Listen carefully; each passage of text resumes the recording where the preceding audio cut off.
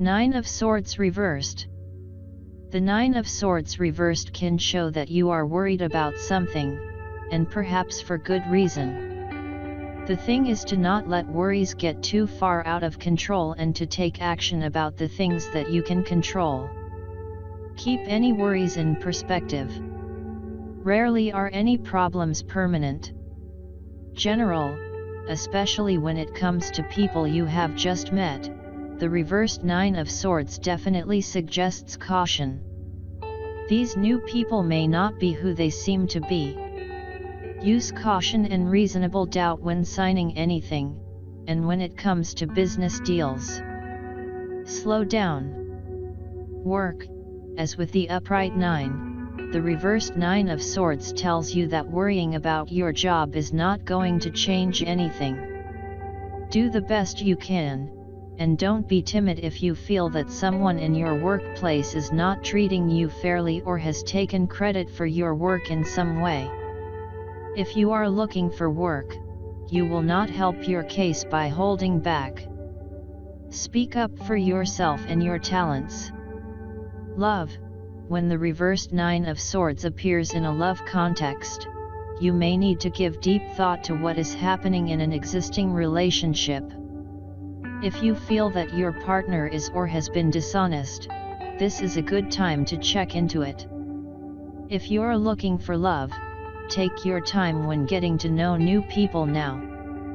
You could come up against someone who is out for a good time, and nothing more, and who is practiced at telling people what they want to hear but doesn't follow through.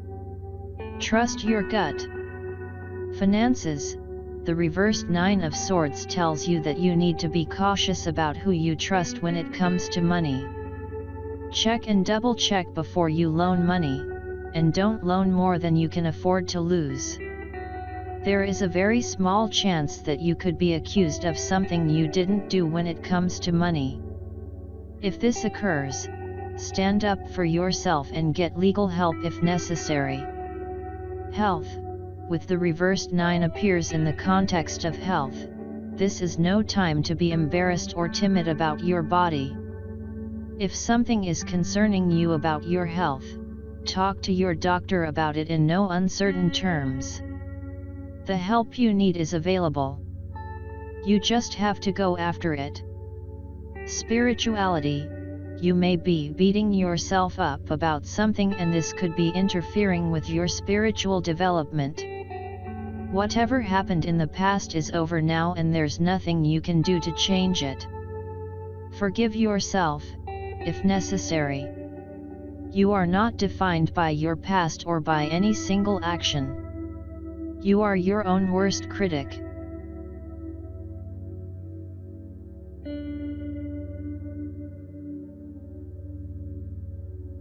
Tarot history. The history of the tarot is shrouded in mystery.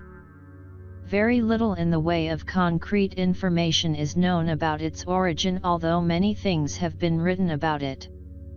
We will probably never know the truth, as fact and fiction seem to be irrevocably mixed nowadays. The tarot originated in northern Italy in the early 15th century, sometime between 1420 to 1440.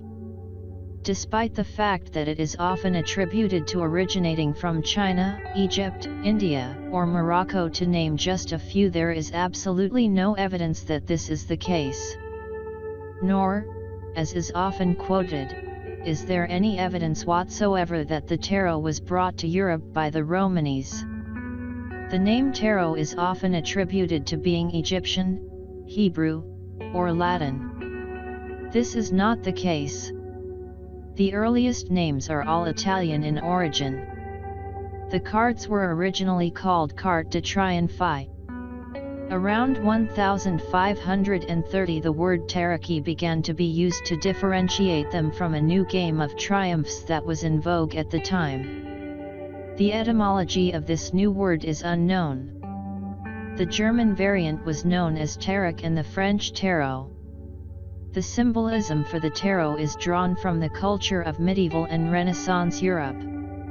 The tarot subjects are distinctive to European Christendom.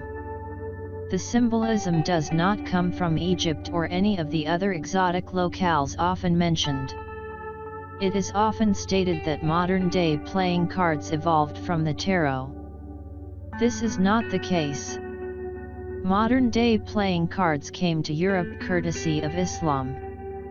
They were an adaptation of the Islamic Mamluk cards. They appeared quite suddenly in many different European cities between 1375 and 1378. These early cards had suits of cups, swords, coins, and polo sticks, and courts consisting of a king and 2 male underlings. The tarot adds the Fool, the trumps, and a set of queens to this system. Sometime before 1480, the French introduced cards with the now familiar suits of hearts, clubs, spades, and diamonds. The Joker is not original to either the early form of modern-day cards, or to the tarot, but instead originated in the USA around 1857 and was used as a wild card in poker as well as the highest trump in euchre. It is also often stated that the Catholic and Protestant churches outlawed the tarot and all who used it in an effort to stamp out so-called heretical teachings. This is not the case. The Inquisition documented what the Church considered as evidence of heresy in great detail. The tarot was not even mentioned.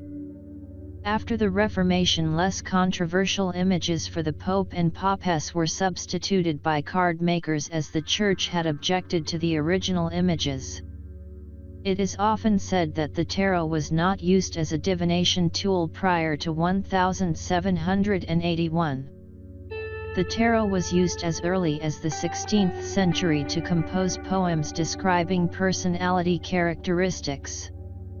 There is historical evidence that in one case at least these verses were presented as relating to the person's fate. In other words, divination. Divinatory meanings were assigned to the tarot in Bologna in the early 1700s, and this is the first unambiguous evidence of tarot divination. Ordinary playing cards were connected with divination as early as 1487. It is not unreasonable to think that the tarot was also. The tarot has often been attributed with being a pillar of Western esoterica occultism. This is certainly not the case. The first occult writers to discuss the tarot were Court de Gobelin and the Comte de Melot in 1781. The tarot was not mentioned in any occult work for the first 350 years of its existence. The terms Major Arcana, Minor Arcana, High Priestess, and Hierophant are anachronistic when referring to the older tarot decks. The historically appropriate terms are the trumps and the fool, the suit cards, Papess or Popess, and Pope. Likewise, pentacles and wands are relatively recent substitutions for the traditional suit names of coins and staves or batons. The original Italian titles of the cards were in some cases different from the later French titles that have become familiar to us through the Tarot de Marseille and its descendants. Also, the ordering of the trumps varied considerably in Italy where the cards originated. It is not known which ordering is the earliest one. Even the number of cards in the deck varied a great deal. So care should be used in making statements about the original meaning of the cards based on the familiar titles and ordering. Many believe that the Waite-Smith Tarot is the original, standard, or most authentic tarot deck in existence. This is absolutely untrue. The Waite-Smith/Rider-Waite deck was created in 1909. Not even 100 years ago, making it a relative newcomer in the almost 600-year history of the tarot. There is actually no definitive version of the tarot.